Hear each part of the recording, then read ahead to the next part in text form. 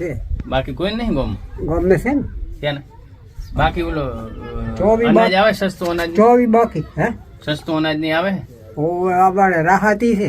હા બીજું કોઈ રોડ રસ્તા એ કોઈ નથી એમ બીજું કોઈ આ સરકાર તરફથી કોઈ સહાય આવે કોઈ નથી એની બધી આવે. ઓહ આમ ગામમાં તો બધા મોટા ભાગે ગરીબ જ છે.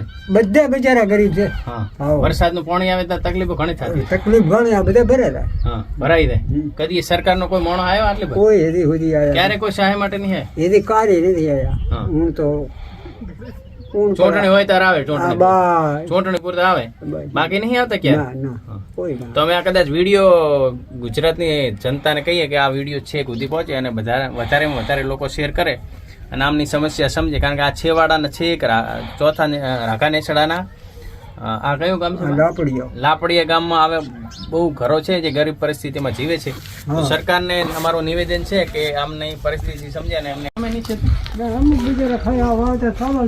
હા આમ રોજી રોટી મળી રહે તમને કમાઈ ખાવાનું હે. હા આ સોલારમાં તમને લઈ માતાજી ભારતની ગુજરાતની જનતા સુધી આ સંદેશ બધામાં વધારે શેર કરો અને પહોંચાડો કે અહીં બહુ પરિસ્થિતિ ખરાબ છે. પાણીની લાઇટની વીજળીની સમસ્યા બહુ ખરાબ બહુ જ છે અને એમનું જીવન નિર્વાહ માંડ એ લોકો કરી રહ્યા છે. અને બાકી અને આવાસ યોજનાના પણ એકવાર ક્યારેય એમને ઓરડા પાસ થયા નહીં. વચ્ચે આવતા જ વચ્ચે અટકાઈ જાય છે અને લોકો ચાવ કરી જાય છે ઉપરના લોકો.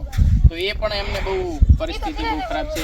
અગાઉ પણ દેવાંશીબેને વિડીયો બનાવ્યો હતો જમાવટના પણ તોય પણ કશું સહાય મળે નહીં. તો ગુજરાતની જનતા દરેક જનતા સુધી આ વિડીયો પહોંચે અને સીએમ અને ભૂપેન્દ્રભાઈ સુધી વિડીયો પહોંચે કે આ લોકોને આર્થિક સહાયની બધી રીતે જરૂર છે, જીવન જરૂરિયાતો અને આ રીતે અમને સહાય અમે મીડિયા થકી વિડીયો થકી લોકોને જાગૃત કરીએ છીએ કે આ લોકોની પ્રાથમિક જરૂરિયાતો પૂરી કરવામાં આવે.